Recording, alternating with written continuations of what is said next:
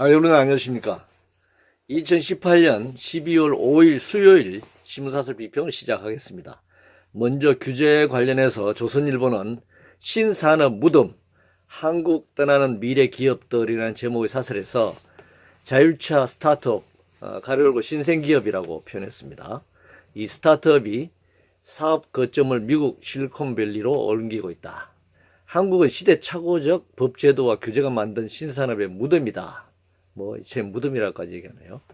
중앙일보는 해외로 일자리 쫓아내면 한국 경제 미래는 없다. 라는 제목의 사설에서 광종 일자리로 20여 년 만에 국내차 공장 건립을 하게 됐다. 국내 규제로 유망 신산업 해외로 내모는 일이 없어야 한다. 이렇게 지금 주장하고 있습니다. 한 나라에서 법률이 있으면 그 법률에 따라서 규제가 있습니다. 그 규제 속에서 사업을 할 것인가, 아니면 해외로 나갈 것인가라고 하는 것을 자본이 선택하는 거죠. 그래서 국내 자본이 해외로 나가기도 합니다. 물론 먹튀 하는 경우도 있고 여러 가지 해외 자본을 유출시키는 경우, 불법적으로 자본을 빼돌리는 경우 여러 가지가 있습니다만, 정상적인 기준으로 봤을 때 놓고 그렇게 자본이 나갈 수가 있습니다. 그리고 또 이런 법과 제도 규제 하에서 해외에서 국내로 자본이 또 들어오기도 합니다. 그런데 특정한 사례를 들어가지고 한국의 자본이 마치 국내 자본이 한국을 다 떠나는 것처럼 침소봉대해서는 안 될 겁니다. 무덤이다 이렇게까지 주장하는 것은 어불성설이죠. 지금 그 국내에 들어와 있는 해외 자본은 주식 투자에 한 600조 원을 포함해 가지고 외국 자본의 자산 총자산이 1200조 원에 달합니다. 그럼 이런 자본이 왜 들어왔을까요? 한국에는 무덤인데 이 규제 때문에 다 떠나는데 외국 자본은 왜 들어왔겠습니까? 그렇다면 만약에 똑같은 산업에서 국내 자본보다 해외 자본의 규제를 더 완화해주는 혹시 역차별이 있다. 역차별이 굉장히 많은 걸로 이렇게 돼 있습니다. 그러면 그 해외 자본에게도 규제를 강화해라 이렇게 주장해야 되는 것이 맞죠. 그래서 특정한 산업이나 사업이나 기업이나 이것이 해외로 이전한다고 그래서 무덤이라든가 이런 식의 표현하는 것은 옳지 않다 이렇게 생각합니다. 규제 때문에 자본이 들어오고 나가고 하는 것이 아니라 이윤과 관련된 겁니다. 이윤이 생기면 규제와 상관없이 자본을 투자하는 겁니다. 최저임금과 관련해서 한국경제신문은 시장 왜곡하는 최저임금 불똥 돌려막기 너무 심하다는 제목의 사설에서 중소상공인과 영세 자영업자들이 어려움을 호소하고 있는 것은 최저임금 과속 인상으로 인건비 부담 때문에 그렇다. 당연히 임금이 오르면 인건비 부담이 있겠죠. 그러나 지금 기업의 중소상공인과 영세 자영업자의 어려움이 마치 최저임금이 인상돼서 그런 것처럼 이렇게 주장하는 것은 굉장히 본질을 호도하는 거죠. 그럼 우리가 이 영세 자영업자들 중에 가족 경영이 얼마나 많습니까? 수백만 내 그 가족 경영을 하는 식당을 비롯해 가지고 자영업자가 굉장히 많습니다. 그 자영업자들은 그러면 알바 노동자를 한 명도 고용하지 않고 최저임금하고 아무 상관이 없으면 안 망해야죠. 문을 안 닫아야죠. 그러나 지금 1년에 수십만 개 자영업자들이 문을 닫고 또 새로 생기고 하지 않습니까? 그분들 조사를 해봤나요? 뭐 때문에 문을 닫는지. 임대료 부담이 너무 높다든가, 각종 공과금이 너무 많다든가, 그런 이유겠죠. 그러나 우리가 예를 들면 서울에서 강남이든 홍대 앞이든 어마어마한 그 높은 임대료 하에서도 식당이 정말 손님이 많고 많이 붐비면 임대료를 많이 내더라도 임대료를 내고도 견딜 수 있으면 영업을 하는 거예요. 최저임금이 거기는 법으로 정한 최저임금보다 좀 더 높은 수준의 최저임금을 지급해도 망하지 않는다는 겁니다. 그것은 어떤 그 부담이 관련되는 건 있지만 결국 매출액과 관련되겠죠. 지금 기업의 어려움이 마치 최저 임금 인상 때문이다라고만 몰아가는 것은 말이 안 되고, 지금 한국의 그 중국과 미국의 무역 전쟁, 뭐 여러 가지 이제 수출 다변화가 진행되고 있지만 미국과 중국 시장이 워낙 크기 때문에 동남아 다음으로 이 수출 시장 확대해 나가는 것이 쉽지 않단 말이죠. 그리고 전 세계적인 저성장 국면이 있지 않습니까? 그러니까 이제 수출 시장의 문제, 그리고 내수 시장이 굉장히 침체돼 있지 않습니까? 소득 격차가 벌어지고 특히 저소득층에서 소비할 수 있는 여력이 없는 거고, 또 이 노인 빈곤 문제가 세계 1위의 이제 노인 빈곤율인데, 거기다가 사회복지가 지금 안 돼 있는 거죠, 제대로.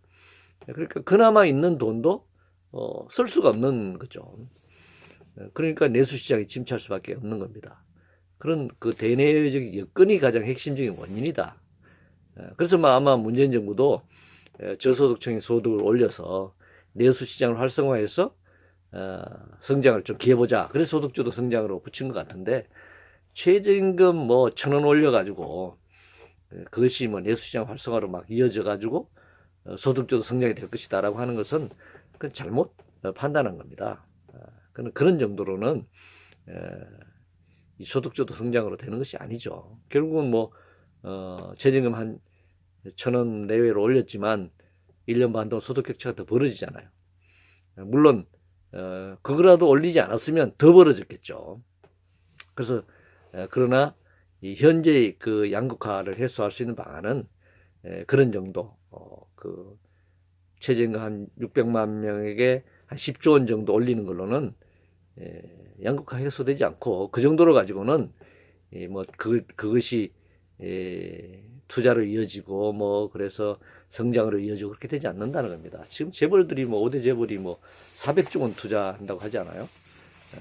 뭐 근데 그게 투자를 제대로 하는지 안 하는지 모르겠습니다만은, 일단 그렇게 재벌들이 이제 이 적폐청산에 아마 표적이 되고 있으니까 현 정부와 좀 타협하기 위해서, 아니면 면접을 받기 위해서 그런 것을 발표했는지 모르겠지만, 그게 뭐 투자를 한다고 그래서 수출과 내수 시장이 침체되어 있는 상황에서는 그 생산해도 안 팔리잖아요. 그러니까 그게 저성장 시기에 무조건 투자하면 성장한다 이렇게 되지 않습니다. 저성장 시기에는 그렇게 쉽게 투자할 수 없는 상황이 또 그게 저성장 시기입니다. 광주 일자리와 관련해서 매일경신문은 사실상 타결, 광주 일자리 반값 임금 원칙은 지켜져야 한다 이렇게 주장하고 있네요. 아니 도대체 정부와 뭐 지방자치단체가 자본가와 합의해서 헌법과 법률 위반하는 그런 정치를 어떻게 펼 수 있나요? 드러내놓고 동일노동 차별임금을 지급하겠다, 이것을 버젓이 주장하는 것도 말이 안 되고, 임금뿐만 아니라 광주 일자리는 향후 5년간 연간 7만 대, 향후 5년간 35만 대 생산하는 과정에서 이 노동상권을 부정하는 합의를 지금 하는 겁니다. 노조도 없고 단체 교섭도 하지 않고, 뭐 노조가 있더라도 단체 교섭하지 않으면은 그 노조가 있어나만 하죠. 이거는 이 역시 그 유엔의 그 아이로 협약이나 역시 헌법의 노동상권, 노동관계법을 버젓이 위반하는 것을 지금 합의하는 거고, 그것에 정부가 뭐 공적자금도 투입해주고, 지방자치단체가 또 이 반값 임금 대신에 광주 일자리 공장에 취업하는 노동자들에게는 사회복지를 선별적으로 지원한다. 그러면 이 공장에 취직 안 하는 광주 지역에 있는 서민들은 사회복지 혜택을 누가 지급합니까? 누가 부여합니까? 왜 사회복지는 보편적 복지로 가야 되는 건데, 왜 특정한 집단, 특정한 사람들에게만 그 복지를 부여하나요? 그 부분들이 정말 저소득층이고 실업자고, 그러면은 특정한 집단, 노령, 기초노령연금이라든지 이런 경우는 되는데, 아유 그것이 뭐 반값 임금이라고 하더라도 정직 노동자로서 임금을 받는데 왜 그 노동자들에게만 광주 지역에서 또 복지 혜택을 부여합니까? 그건 말이 안 되는 겁니다. 여러 가지로 지금 광주 일자리가 맞지 않다. 그리고 산업정책 측면에서도 지금 경유 차량 생산 공장을 만든다는 게 말이 됩니까 지금? 자동차 산업 자체도 지금 침체기인데요. 뭐 수소차, 전기차, 자율주행차 이렇게 가는 정말 신산업 운운하면서 어떻게 지금도 과잉인 상태에서 뭐 GM 같은 군사공장도 폐쇄하고 막 인천의 부평공장 같은 경우는 뭐 1공장, 2공장인데 2교대를 1교대로 만들고 이렇게 있는 상황에서 왜 이 경유 차량을 뭐 SUV 운운하지만 이 과잉 생산 시설을 만드는지 묻지 않을 수 없습니다. 정부 부처 관련해서 매일경제신문은 고용산업부 장관이 달라졌다는데 라면서 노조의 할 말은 하면 노동계획을 주도하는 고용부 장관, 기업하기 좋은 환경을 만들기 위해 현장을 뛰어다니는 산자부 장관, 뭐 굉장히 칭찬하고 있네요. 근데 뭐 이 노동개혁을 주도하는 고용부 장관, 이 노동개혁이 아이로 협약을 비준하고 뭐 이런 측면 노동개혁이 모르겠는데 탄력 근로제, 뭐 노동시간을 뭐 확대하고 뭐 이런 노동법 개혁하는 것이 노동개혁이라고 지금 박근혜 때부터 지금 부르고 있는데 고용부 장관이 정말 노동개혁하려면 내년이면 아이로가 만들어진 지가 100년 되는 해입니다. 다른 나라 거의 지금 아이로 핵심 협약 다 비준했어요. 대부분의 나라들이. 핵심 협약을 끝까지 비준하고 있지 않는 나라가 대표적으로 미국, 일본, 한국입니다. 그래서 뭐 고용부 장관이 지금 달라졌다는데 뭐가 달라졌는지 묻고 싶고, 산자부 장관이 지금 기업하기 좋은 환경만 얘기해요. 기업하기 좋은 환경. 그럼 기업 안에는 그 환경이라는 게 뭐 이윤을 더 많이 매출을 높이고 이윤을 더 극대화할 수 있는 그런 환경도 있을 거고, 자본의 입장에서는, 노동의 입장에서는 노동시간도 단축하고 근로조건도 쾌적하고 여가도 더 늘리고 산재 사망률 세계 1인데 죽지 않고 일할 권리도 환경도 만들고 그렇게 되잖아요. 근데 뭐 기업하기 좋은, 기업가들이 기업하기 좋은, 그것은 돈을 적게 주고 장시간 노동시키면서 돈 많이 버는, 그게 기업하기 좋은 환경 아닌가요? 자본가들 입장에서. 그 산자부 장관이 그런 일만 하는 것이 산자부 장관인가요? 말이 안 되는 겁니다. 대통령 공약과 관련해서 한국경제신문은 보류해야 할 대선 공약, 청와대 집무실 광화문 이전뿐인가. 아마 문재인 대통령이 이 청와대 집무실을 정부 청사로 옮기는 문제를 얘기했는데 뭐 경호 문제, 여러 가지 문제가 지금 어렵다. 그래서 아마 이거 보류를 하겠다고 하는 것 같습니다. 뭐 이거 뭐 지금 청와대에 있으나 광화문 정부 청사에 집무실 옮기나 이게 뭐 무슨 대단한 건가요? 이거 안 한다고 무슨 소득 격차가 뭐 어떻게 되고 뭐 이런 거 아니잖아요. 그 뭐 경호에 심각한 문제 있으면 못 하는 거죠. 뭐. 그런데 지금 이 한국경제신문 사설은 원전 재가동 계속 가동하라는 주장을 하는 거고, 탈원전 이거를 보류하라는 거고, 소득주도 성장 이것도 보류하라는 거고, 재정의 1만 원 이건 뭐 이미 파기됐고요. 주 50시간 탄력 근로제 52시간 이것도 탄력 근로제를 도입해 가지고 64시간 이상 더 늘리라 이렇게 주장을 하고 있는데요. 탈원전은 지향을 막기 위해서 이거 반드시 실천해야 할 문제인데 이 방사능의 지향에 대해서 정말 사용료 해결료 10만 년 보강하는 문제에 대해서 왜 이렇게 둔감한지 모르겠습니다. 그러면 사용료 해결료 방패장을 서울을 중심으로 대도시 한번 건설 한번 했으면 상수들고 환영하겠습니까? 그리고 소득주도 성장 정책은 분배 정책의 잘못된 슬로건입니다. 사실은. 그래서 양극 해소를 위해서 반드시 분배 정책을 펼쳐야 합니다. 그런데 이걸 소득주도 성장이라고 표현하면서 뭐 그게 최저임금 이제 인상 부분을 이제 집중적으로 공격을 지금 받고 있는데요. 분배 정책을 당연히 펼쳐야죠. 그리고 최저임금은 노동자의 최소한의 생활임금으로서 1만 원이 요구되는 것입니다. 그럼 뭐 최저임금 안 올리려면 그럼 거기에 상응하는 무슨 다양한 사회적 임금으로서 복지제도를 획기적으로 뭐 기본소득을 지급하든가 뭐 이렇게 해서 획기적으로 생활이 되게 하든가 그런 거죠. 그걸 하지 말라는 건 말이 안 되죠.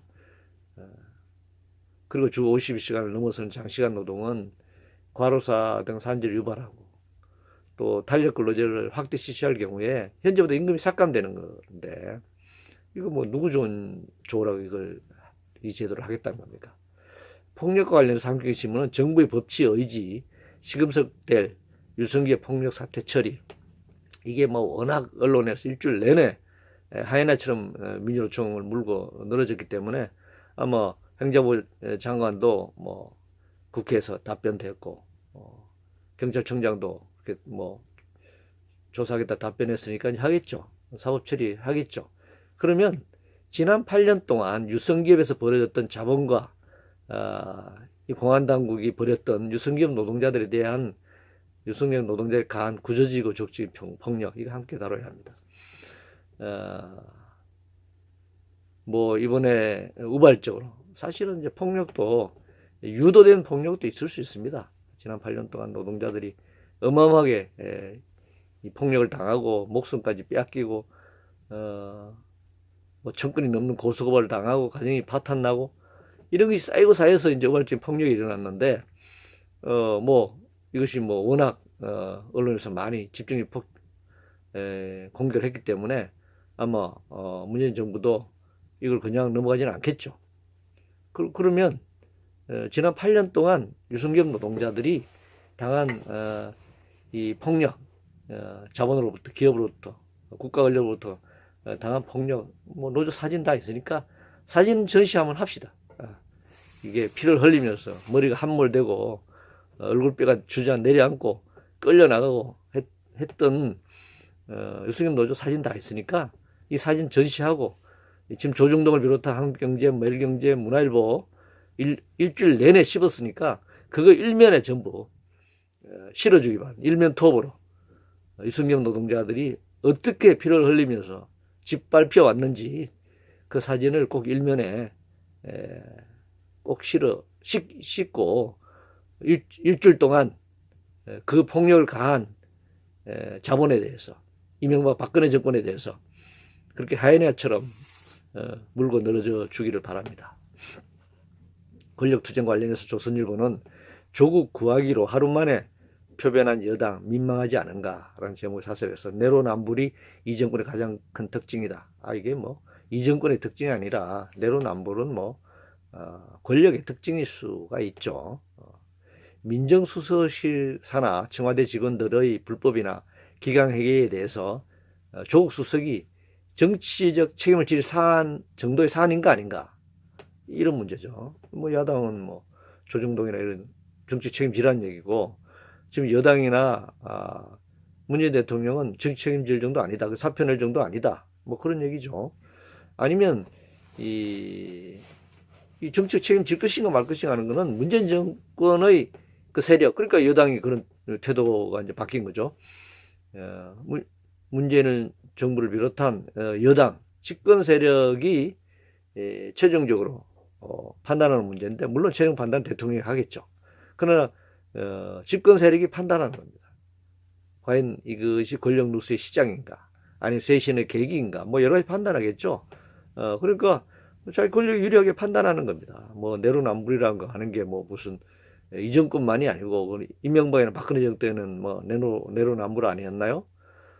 그러니까 최종적으로 이건 국민이 정치로 판단하는 거예요.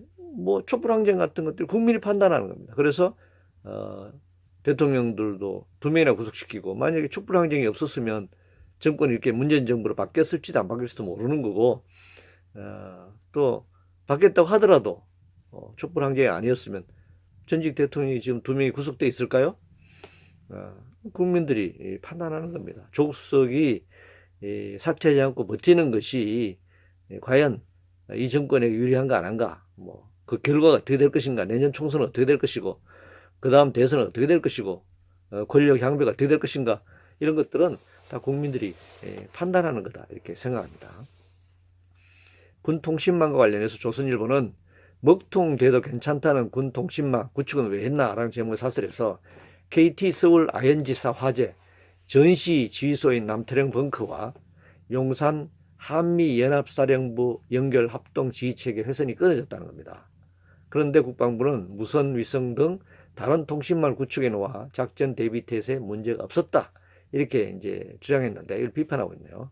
뭐 국방부 말대로라면 공통신망에 문제가 생기거나 유사시에 대비하기 위해서 이제 보조적으로 KT통신망을 사용한다라는 그 의미로 얘기를 한 겁니다. 뭐 제가 이 군통신망의 문제에 대해서 제가 전문적 지식을 갖고 있지 않기 때문에 뭐 조선일보가 왜 그렇겠나라고 말하니까 뭐 국방부 말대로라면 군통신망은 있는데 문제가 생겼을 경우에 KT통신망을 보조로 사용한다.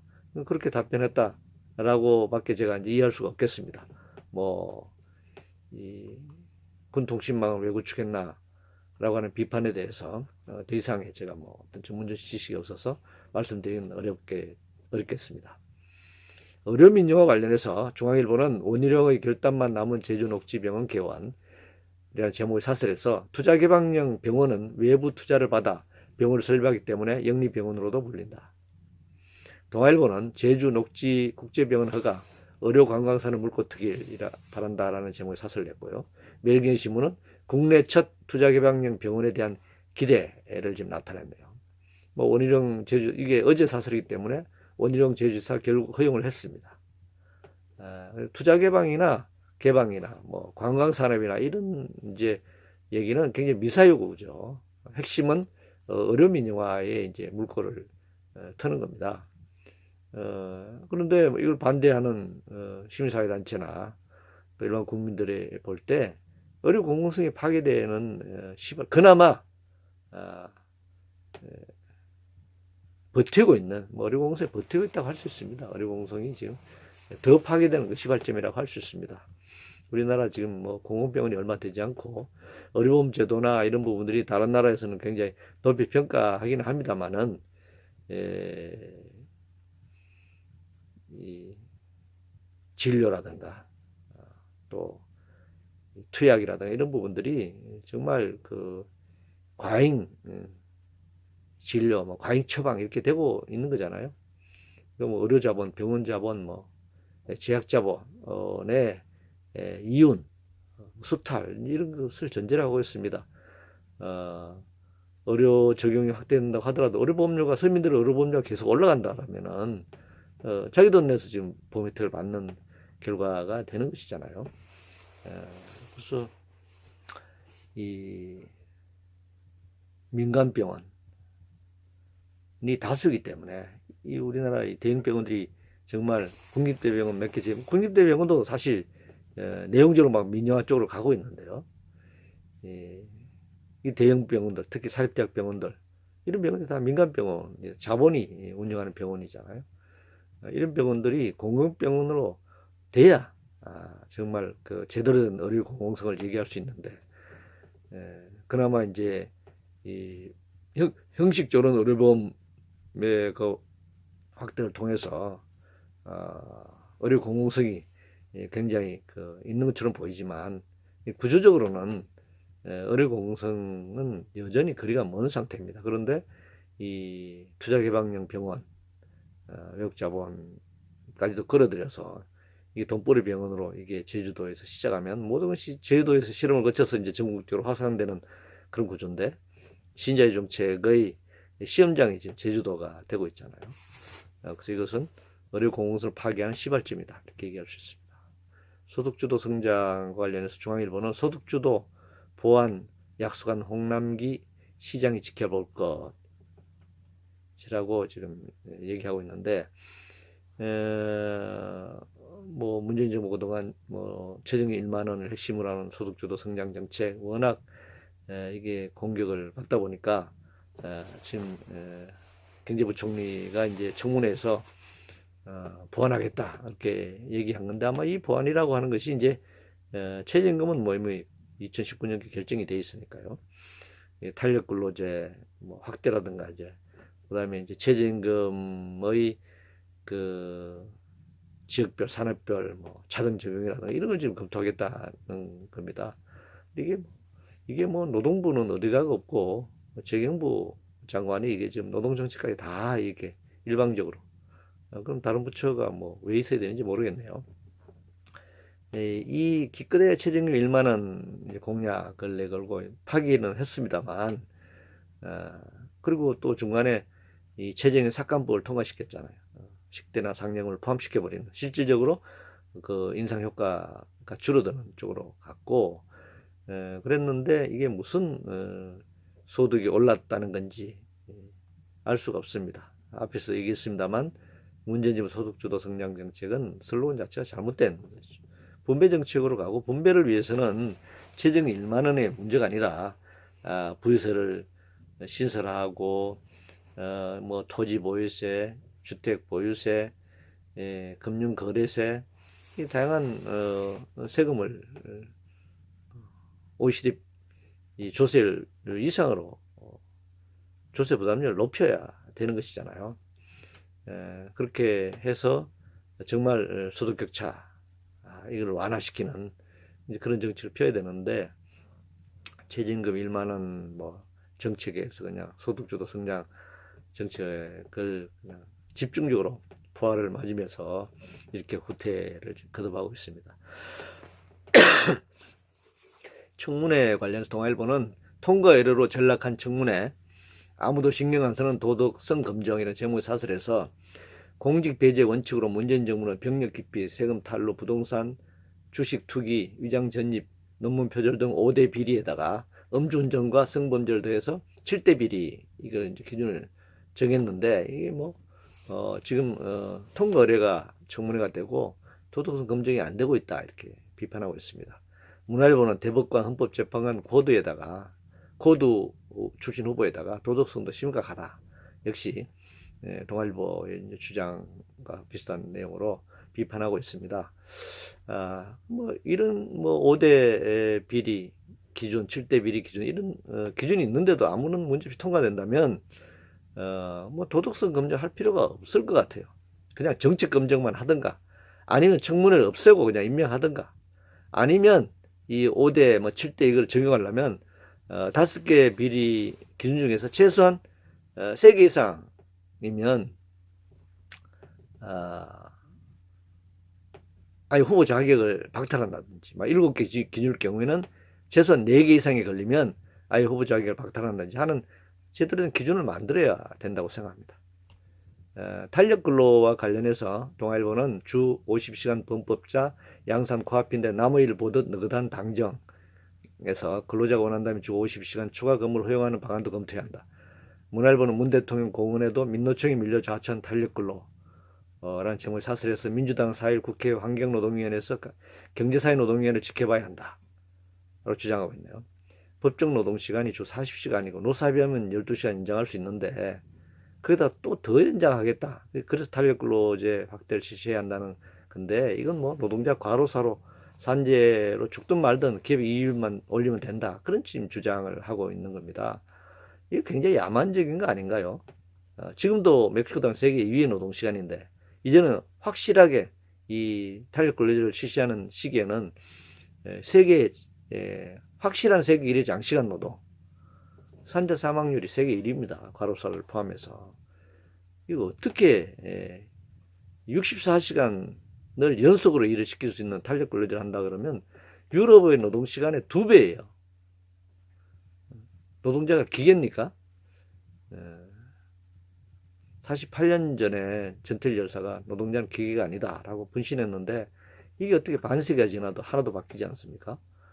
북한과 관련해서 문화일보는 북한 테마 기행 제작 추진 EBS 북 선전 앞장서나 제목의 사설에서 EBS 테마 기행 제작 추진 비판하고 있네요. 남북이 화해국면으로 가고 교류를 활성화하려면 서로 아는 게 중요하지 않나요? 지난 70년 넘게 분단된 상황에서 체제 문화 등 모든 면 이질성이 커졌습니다.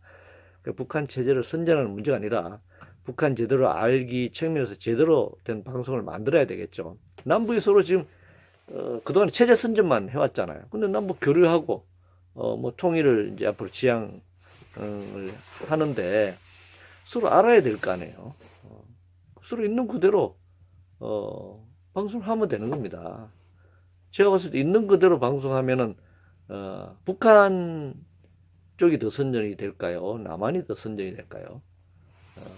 그래서 서로 장단점, 서로 이런 측면 저런 측면, 이런 것들을 이해하는 것, 서로의 사정을 이해해 주는 것, 이런 것이 필요하지 않는가, 그렇게 생각합니다.